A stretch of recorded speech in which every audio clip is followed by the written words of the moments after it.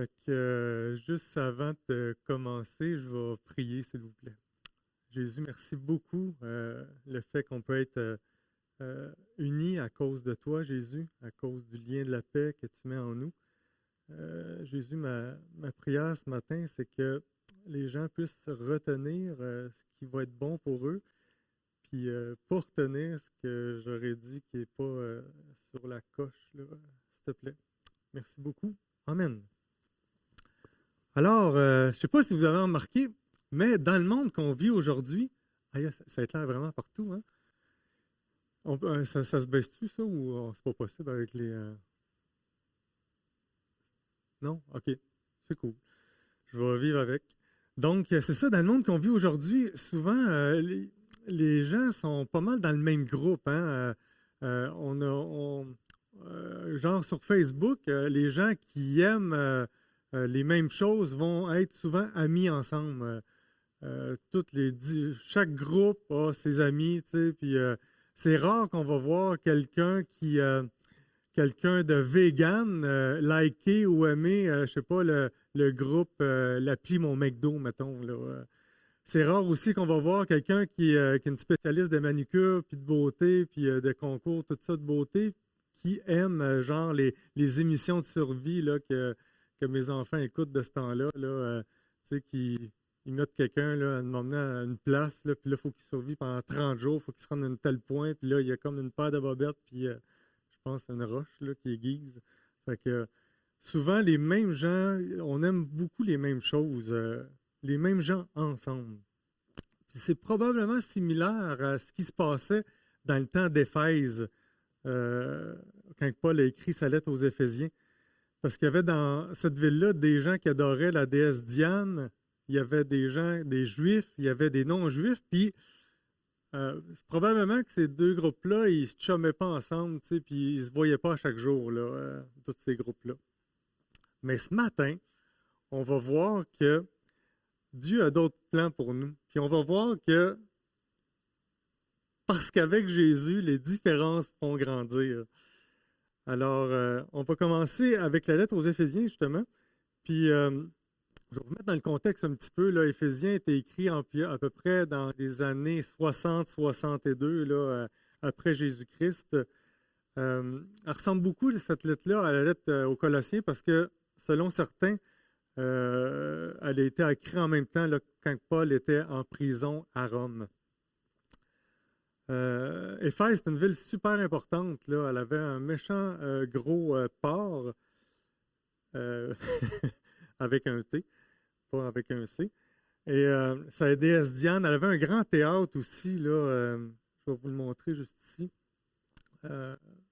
Donc, il y avait une culture quand même assez élevée là-bas, là, à Éphèse. La lettre aux Éphésiens est comme séparée en deux. Les 3 premiers chapitres sont vraiment théologiques. Paul met les bases sur qu'est-ce que ça veut dire être en Christ. Et à partir du chapitre 4 à 6, ben, c'est les moyens pratiques. Là, donc, comment mettre ça en application? Aujourd'hui, ben, on va voir Éphésiens 4, 1 à 16, que je vais vous lire. On va lire ça ensemble, dans la version, je pense, Louis II. Je vais vous montrer peut-être le théâtre aussi là-bas, là, le théâtre d'Éphèse. C'est encore debout, en tout cas, selon mes sources. Peut-être que je me trompe, là, mais c'est encore debout aujourd'hui. C'est assez incroyable. Donc, Éphésiens 4, 1 à 6. Clic.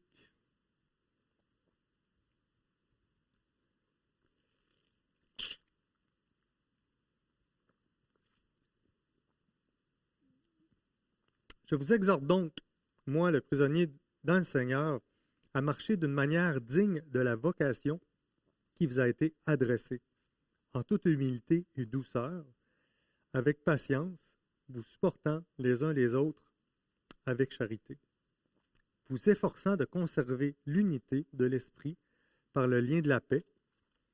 Il y a un seul corps, un seul esprit, comme aussi vous avez été appelés à une seule espérance par votre vocation. Il y a un seul Seigneur, une seule foi, un seul baptême, un seul Dieu et Père de tous, qui est au-dessus de tous et parmi tous, en tous. Au verset 1, Paul demande de nous conduire de manière digne de la vocation qui nous a été adressée. C'est quoi cette vocation-là? C'est quoi cet appel-là dans d'autres versions? Pour le savoir, il faut revenir un petit peu en arrière dans les premiers chapitres, dont le chapitre 1, verset 18.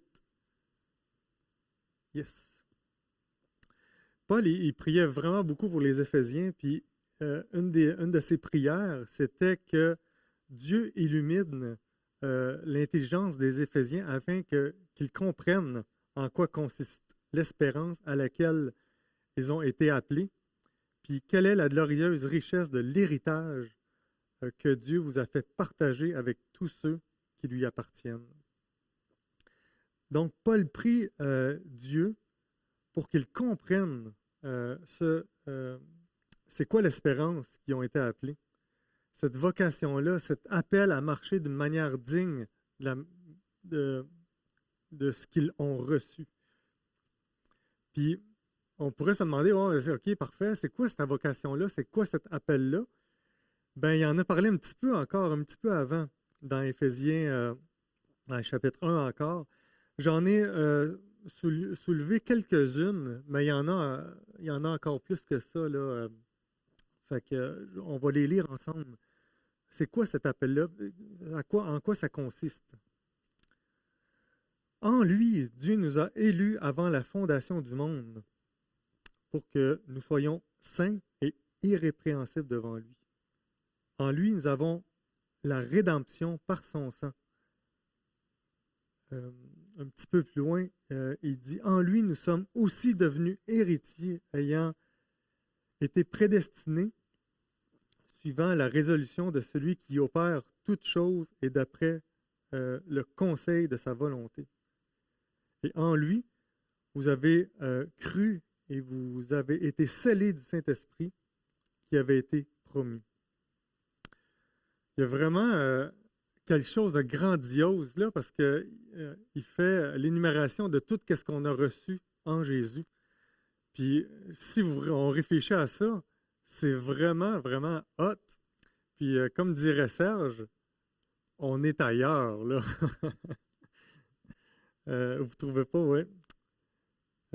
C'est tout ce que nous avons reçu en lui, ce à quoi nous sommes appelés. Paul, il nous encourage à marcher en tant que croyants, là, de cette manière-là, en ayant en tête ces choses-là. La Bible du Sommeur, dans un de ses commentaires, il dit ceci que j'aimerais vous lire. Nous sommes invités à nous concentrer non sur nous-mêmes et sur nos craintes, mais sur la majesté et sur l'amour de Dieu et le privilège que nous avons de participer à l'accomplissement de son plan. Souvent, hein, moi en tout cas le premier, je me concentre sur sur mes besoins ou qu'est-ce qui va mal. Mais ici, Dieu nous encourage à nous concentrer sur le privilège qu'on a avec tout ce qu'on a reçu de sa part.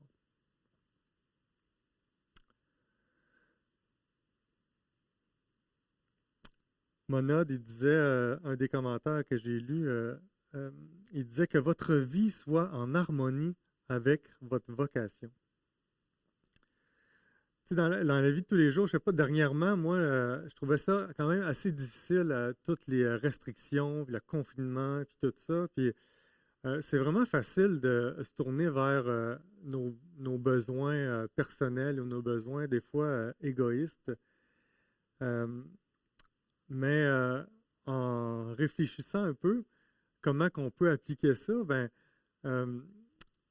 je priais l'autre fois, puis je me dis, aïe, OK, si je réfléchis sur la rédemption, si je réfléchis sur tout ce que j'ai reçu en Jésus, à un moment donné, les problèmes ou cette liberté-là que je soupire tant, elle ne fera pas qu'elle va revenir, sauf qu'elle va reprendre sa place, elle va diminuer, puis la grandeur de Dieu va reprendre la place qui lui est due finalement, là. Fait que je vous encourage à, quand que vous vivez des choses, surtout dans qu'est-ce qu'on vit présentement, c'est super facile de se concentrer, si vous lisez une nouvelle un peu, sur comment que ça va mal. Mais je vous encourage à se concentrer sur tout ce qu'on a reçu en Jésus pour ceux qui ont fait le pas de foi là, pour leur éternité. Alors, retournons au texte un petit peu. Paul, je vais résumer un petit peu qu'est-ce qu'on vient de voir. Là. Paul nous encourage à marcher d'une manière digne, car nous sommes appelés à une espérance extraordinaire, un héritage glorieux et riche que Dieu nous partage. Puis je crois que si on marche comme ça, on va être capable de aller, puis d'être capable de marcher de la manière du verset 2.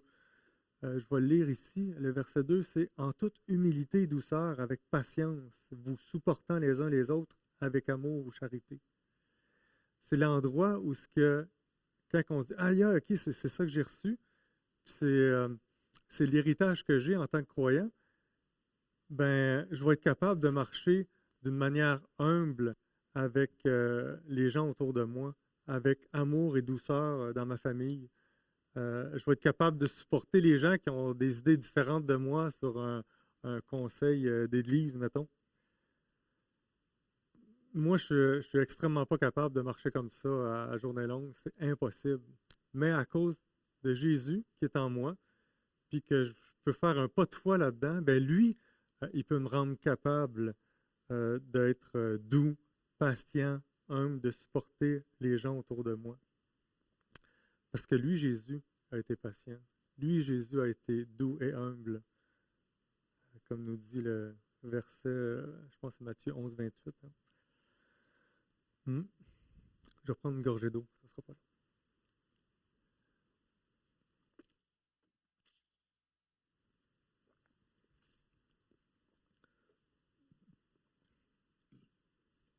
On continue au verset 3 à 6. On va lire ça ensemble. On l'a dessus. Vous l'avez chez vous. Hein? Vous efforçant de conserver l'unité de l'esprit par le lien de la paix. Il y a un seul corps, un seul esprit, comme aussi vous avez été appelés à une seule espérance par votre vocation. Il y a un seul Seigneur, une seule foi, un seul baptême, un seul Dieu et Père de tous, qui est au-dessus de tous et parmi tous. Le verset 3 nous dit « vous efforçant ». Ça pourrait aussi dire, là, des fois ça va chatouiller des oreilles, « Ah, là, il ne faut pas se forcer, hein, c'est Dieu qui est là, c'est Dieu qui le fait ». Mais je crois qu'il y a une partie qui a un effort qu'il faut qu'il soit là. Parce que, en tout cas, moi, je m'efforce parce que je ne suis pas tout le temps doux, je ne suis pas tout le temps humble. Souvent, la chair est là, tu sais, puis elle veut prendre le dessus. Puis je cherche des fois mon propre intérêt. Fait que il y a quelque chose qu'il faut que je me force, là. Hein? Je ne sais pas si vous avez déjà eu des difficultés, des fois, dans un groupe, un comité ou quelque chose comme ça, où que des fois, on veut faire ressortir notre point, là, ce qu'on trouve vraiment important, puis on pense que c'est absolument ça qu'il faut qu'il sorte. Je vais vous donner un exemple.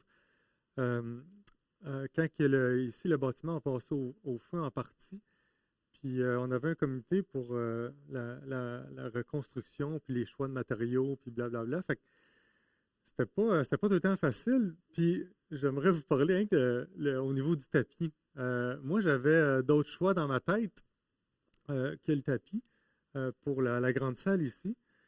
Puis je tenais à ces choix-là, mais le comité, il y avait plusieurs personnes, puis plusieurs idées. Fait qu'on a mis toutes ces idées-là ensemble, puis on a été regarder les avantages, les inconvénients, puis ça a été un travail un petit peu laborieux.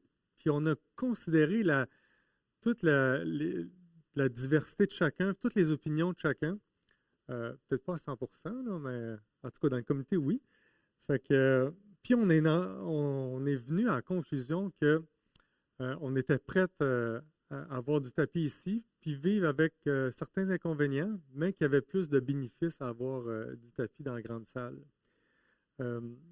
mon désir égoïste aurait été qu'il y ait, je ne sais pas moi, quelque chose, peut-être de la céramique ou du bois, mais en considérant tous ces aspects-là, ben, j'ai laissé mes désirs de côté, puis on est venu en conclusion ensemble que ça serait mieux pour tous comme ça. Dans le bloc qu'on vient de lire des versets 3, 4, 5, 6, il dit que cette unité-là est instaurée par le lien de la paix. Puis ce lien de paix-là, ce qui est vraiment incroyable, Paul nous en parlait dans le Éphésiens 2 à 14 et 15 que j'ai mis, me semble. Je vais aller voir. Ah non, je ne l'avais pas mis. C'est pas grave. Vous l'avez chez vous dans vos Bibles. C'était le Éphésiens 2, 13, 14. Oui, c'est ça. Qui instaure ce lien de paix-là? C'est Jésus. Je vais vous lire ça comme ça. Juste avant de vous le lire, le petit bloc de versets ici, 3 à 6, il dit, je ne sais pas si vous avez remarqué, mais il y a les trois personnes de Dieu, les trois personnes de la Trinité qui sont là. Fait que le lien de la paix instauré par Jésus avec l'Esprit, Jésus puis Dieu. Fait que l'unité, elle a quand même une très bonne base là, avec ces trois personnes-là. Je vous lis Éphésiens 2, 13, 14. Mais maintenant, en Jésus, vous qui étiez jadis éloignés, vous avez été rapprochés par le sang de Christ, car il est notre paix, celui qui des deux n'en a fait qu'un et qui a renversé le mur de séparation. Le mur de séparation qui parle, selon certains commentateurs, c'est le mur qu'il y avait là, dans le temple qui séparait les Juifs et les non-Juifs. Fait que Jésus, il a instauré le lien de la paix qui unit maintenant les deux. J'aimerais vous lire un autre commentaire là, de la Bible Sommeur. L'unité est donnée par l'Esprit et se fonde sur la paix instaurée par le Christ entre les différentes catégories de personnes qui composent la communauté. L'unité est présentée comme un lien, comme quelque chose à conserver plutôt qu'à construire. Deux dangers menacent l'Église, la discorde et les fausses doctrines. C'est pourquoi Paul encourage les croyants à conserver l'unité dans l'Église en adoptant une attitude adéquate. Deux choses menacent l'Église. Dans la discorde, c'est toujours là. Et les fausses doctrines, c'est toujours là aussi. Soyons vigilants. Fait que, si on résume ce petit bloc-là, si on marche en harmonie avec l'appel que nous avons reçu, en étant humble, doux, patient, rempli d'amour, nous allons pouvoir vivre l'unité instaurée par le lien de la paix, par Jésus-Christ. On va continuer avec... On est déjà là. Ah, merci. Je ne sais pas si c'est moi qui l'ai fait ou la madame Josée. Non? Sylvie, c'est ça. C'est lui. Good. Fait qu'on lisons ça ensemble. Mais à chacun de nous, la grâce a été donnée selon la mesure du don de Christ. C'est pourquoi il est dit, étant monté en haut, il a emmené les captifs, il a fait des dons aux hommes. Or, que signifie il est monté, sinon qu'il est aussi descendu dans les régions inférieures de la terre? Celui qui est descendu, c'est le même qui est monté au-dessus de tous les cieux, afin de remplir toutes choses. Et il a donné les uns comme apôtres, les autres comme prophètes, les autres comme évangélistes, les autres comme pasteurs et docteurs, pour le perfectionnement des saints, en vue de l'œuvre du ministère et de l'édification du corps de Christ, jusqu'à ce que nous soyons tous parvenus à l'unité de la foi, à la connaissance du Fils de Dieu, à l'état d'homme fait, à la mesure de la stature parfaite de Christ.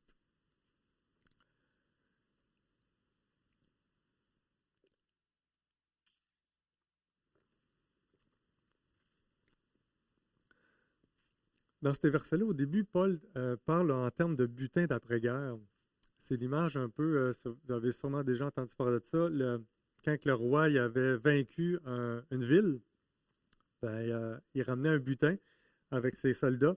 Puis quand il revenait dans la ville, il distribuait le butin à ses fidèles, là, les gens de la ville qui en revenaient.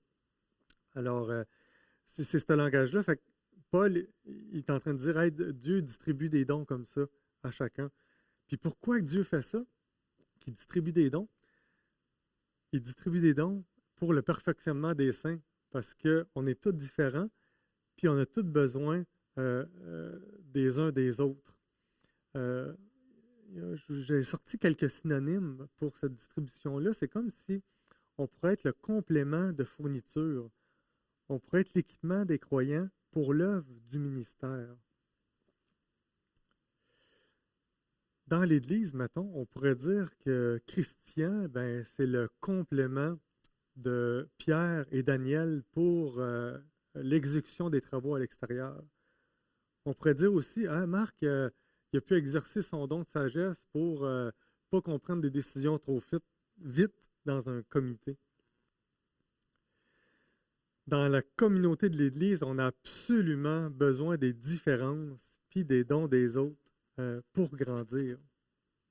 C'est complètement fou parce que, en général, dans le monde auquel on vit, quand il y a des gens qui ont des plus grands rôles ou quelque chose comme ça, on a tendance peut-être à rabaisser un peu comme, pas tout le temps, là, mais les médecins, ils ont des fois de la misère à recevoir qu'est-ce que les infirmières ont à leur dire, ou vice-versa. Fait que dans l'Église, c'est vraiment, vraiment, vraiment pas comme ça.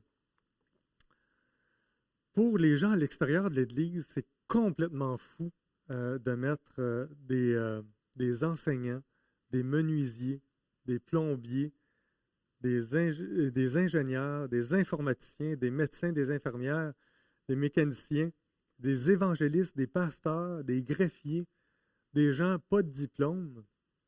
C'est complètement fou de mettre tout ça ensemble pour former une communauté qui va être unie. Mais ce qui est hot, c'est que dans l'Église, 1 Corinthiens 1,25 nous dit que la folie de Dieu est plus sage que les hommes.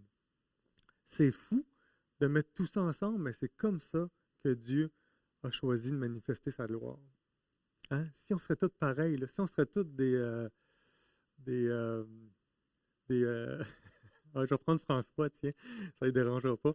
Si on serait tous des François, hein, tu sais que je vais faire attention, mais tu sais, qui bondit partout, qui est tout le temps joué, puis tout ça, on a besoin des gens plus calmes un peu, comme Normand, tu sais, qui vient comme instaurer une paix, là, puis tout ça. Fait qu'on a besoin des gens le plus différents possible, c'est comme ça qu'on va grandir. Je vais aller à l'autre. Yes. On a besoin de toutes les différences parce qu'avec Jésus, les différences nous font grandir. Lisons ensemble Éphésiens 4, 14 à 16. Afin que nous soyons plus des enfants Voyons, je vais prendre une gorgée d'eau.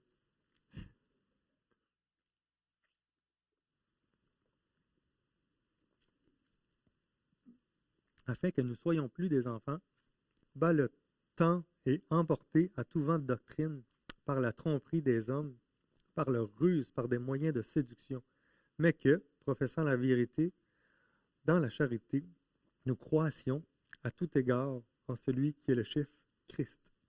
C'est de lui, et grâce à tous les liens de son assistance, que tout le corps, bien coordonné, en formant un solide assemblage, tire son accroissement selon la force qui vient à chacun de ses parties et s'édifie lui-même dans la charité. Ici, c'est un langage de communauté, un langage d'alliance.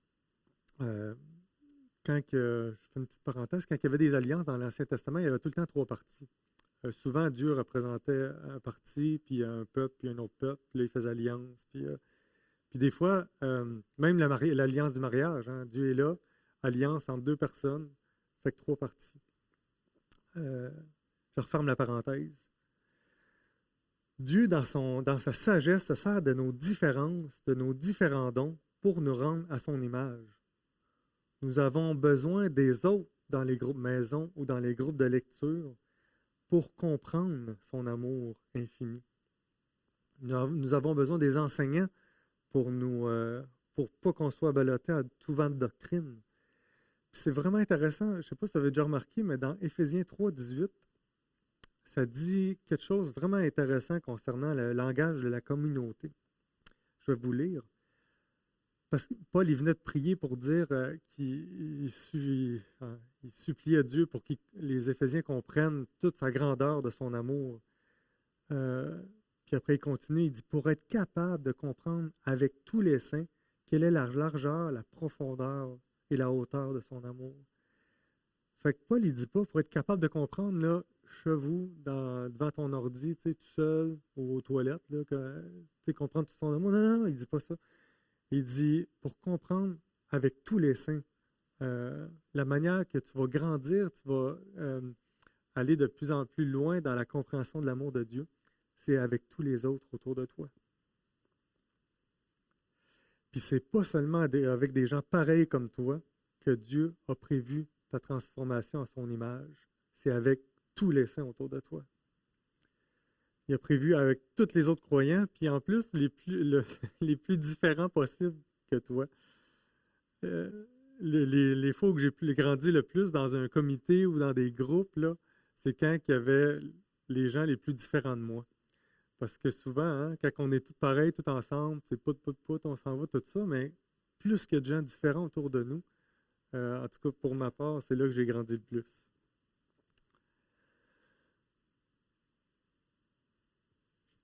Pour grandir, on a besoin des autres.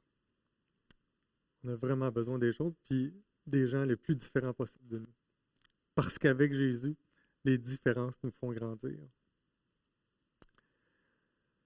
Comment est-ce que toi, tu vois les autres autour de toi, là? Je ne te connais pas personnellement, peut-être, là, toi qui es à la maison, mais est-ce que tu vois comme qu'il faut qu'il y avoir le plus de gens possible semblables à toi, tu sais, puis que, tu sais, pour pas trop te contrarier, ou tu recherches le plus possible la différence des gens autour de toi? Puis quand tu es dans un groupe ou dans un comité, est-ce que tu vois les autres comme des plaquettes de frein là, qui ralentissent dans tes désirs peut-être égoïstes?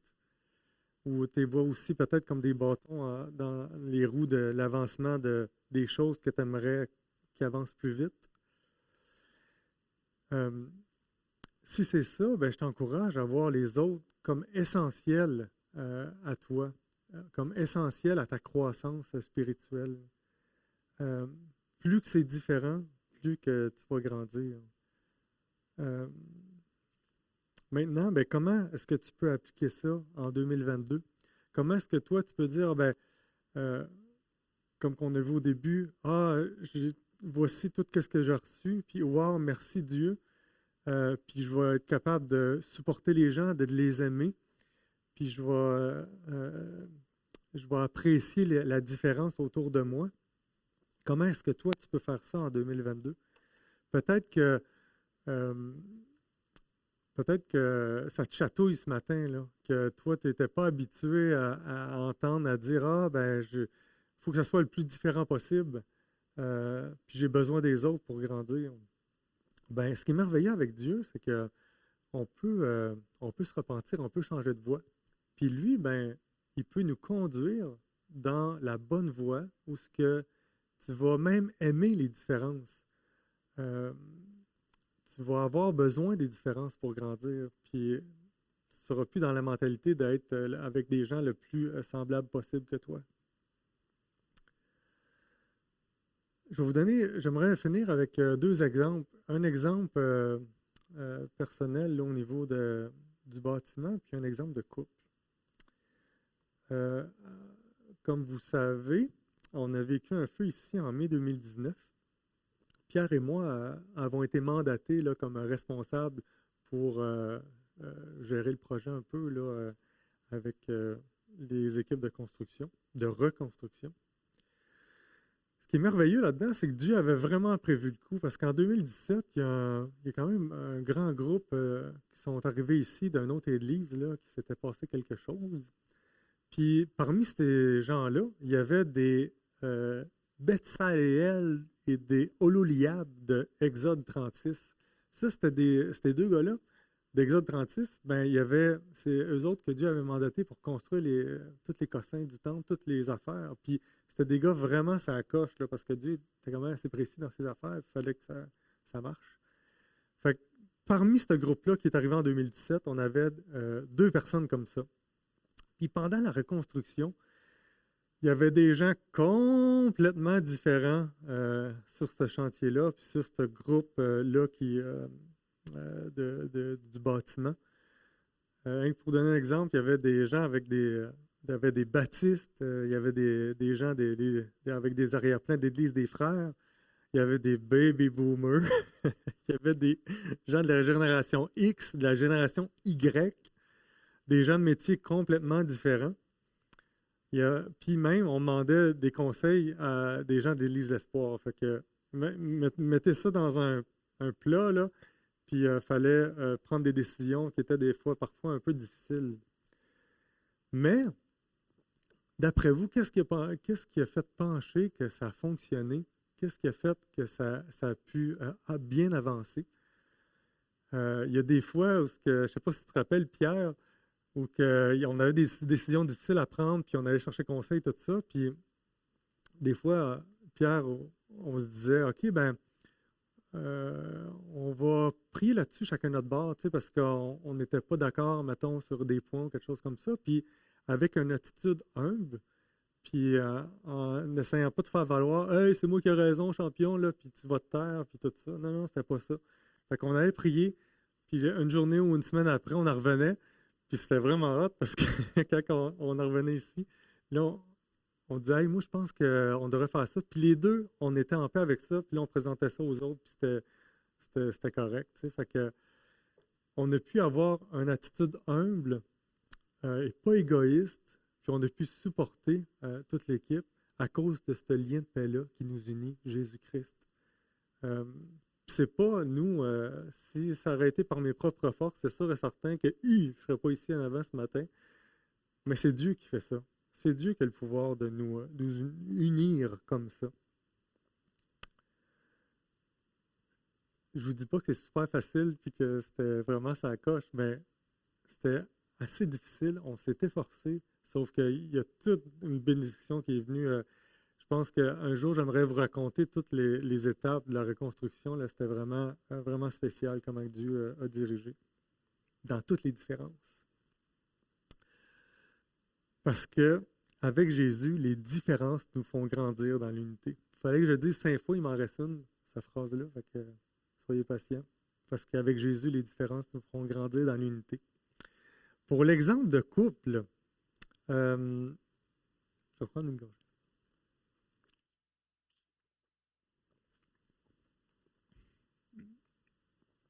Comme vous le savez, la pandémie a vraiment fait ressortir les choses. Souvent, la souffrance ou les choses tristes fait sortir finalement qu'est-ce qu'il y a sur notre cœur. Hein? C'est pas quand on est sur une plage, au soleil, avec un verre d'eau, puis un Pepsi, tu sais, que là, les choses vont super mal. Tu sais.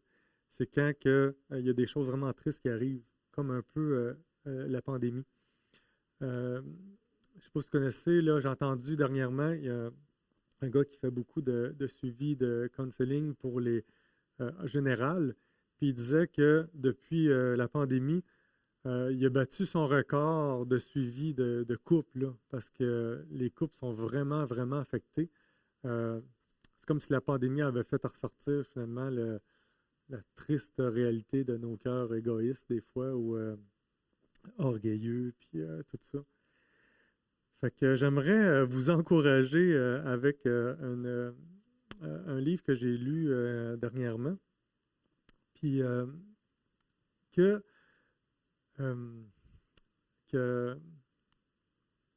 même si ça va mal, ben dites-vous que Dieu peut faire ressortir quelque chose de bon là-dedans, c'est sûr et certain. Là. C'est sûr. J'étudie que ouais, c'est ça, il y a il a vécu le plus de cas dans ces 2 dernières années, mettons, que dans les, je sais pas, les combien d'années avant, là. Puis l'encouragement, c'est que il y a monsieur, j'en ai déjà parlé il y a 4-5 ans peut-être, John Gottman. Gottman, je le dis jamais bien. Ben, ce gars-là, il a fait une expérience avec 600 couples pendant 40 ans. Il a suivi 600 couples pendant 40 ans avec vraiment quelque chose de sa coche, là, où il prenait le battement de cœur, puis la pression, puis il a évalué aussi les hormones, l'oxytocine, là, puis blablabla. Puis, il en est venu au bout du compte à dire, hey, c'est pas la communication qui fait que ça va bien dans un couple. C'est pas, OK, bouchez vos oreilles, les enfants. C'est pas la sexualité qui fait que ça va bien dans un couple, une bonne sexualité. C'est pas le fait qu'on gère bien les conflits que ça va bien dans un couple. Mais il est venu avec 7 points. Ces 7 points-là, on peut les retrouver même dans la Bible si on creuse un peu. Je vais les lire rapidement. Il disait de bâtir notre désir d'en apprendre plus sur l'autre, notre goût de l'amitié, tu sais, parce que quand on se fréquentait, on tripait ensemble, on était joyeux, puis tout ça, puis on dirait que le mariage apporte que, ben là, on met ça de côté, puis on n'est plus amis, là, on est mariés maintenant. Mais lui, il dit non, non, non, il dit, continue à découvrir ta femme, continue à découvrir ton mari, puis en apprendre sur lui, à le connaître bien profondément. Il disait aussi, la deuxième loi, c'est partager tendresse et admiration. Il disait que c'est l'antidote au mépris. Parce que souvent, on a tendance des fois à mépriser l'autre. Puis ceux qui réussissaient après 40 ans, ben, c'est ceux qui partageaient la tendresse et l'admiration. Il dit aussi, troisième loi, tournez-vous vers l'autre au lieu de fuir. Hein. Des fois, on a le goût de fuir, tu sais, parce que l'autre n'agit pas comme qu'on aimerait. Mais tournez-vous vers au lieu de fuir. Ayez une perspective positive de l'autre, pas de rabaissement. Il disait de gérer cinquième mois, bien gérer les conflits. Bien gérer, c'est pas de les mettre sous le tapis. Bien gérer, c'est pas qu'il y en ait zéro puis une barre. Mais bien gérer, selon lui, c'est de gérer les conflits qui sont solides maintenant, là. Puis attendre le moment opportun pour les autres. Réaliser ses rêves de vie aussi. Si des fois on n'a pas les mêmes rêves, mais on peut encourager l'autre dans ses rêves de vie, puis l'accompagner aussi là-dedans. Puis créer un sens commun, c'était la 7e loi, d'avoir des traditions ensemble, de prendre du temps ensemble dans le couple. Je vous disais que ça va mal dans les couples. Je lisais ce matin, il y avait trois célébrités, on dirait que ça a super pas bien été pour eux, là. François Olivier, le PDG de Transcontinental, là, qui a été mis à la porte là, dernièrement, qui s'est divorcé en septembre 2021. Bill Gates, qui s'est divorcé aussi en 2021. Et Jeff Bezos là, en 2019. Là. Fait que, priez, les hommes, s'il te plaît, priez pour votre couple. Aimez votre femme par-dessus tout, comme Christ a aimé l'Église. Et c'est notre responsabilité. Je vais terminer là parce que j'ai dépassé de 2 minutes. Fait que je vais terminer par un mot de prière. Jésus, merci beaucoup que les différences nous font grandir. Merci d'avoir prévu comme ça. Merci, c'est complètement fou parce que c'est là que tu peux manifester ta gloire. Merci des différences dans l'Église. Merci pour les différences, les différents gens que tu mets autour de moi, autour de nous. Et accompagne-nous, Dieu, pour bien vivre l'unité dans ces différences-là. Amen.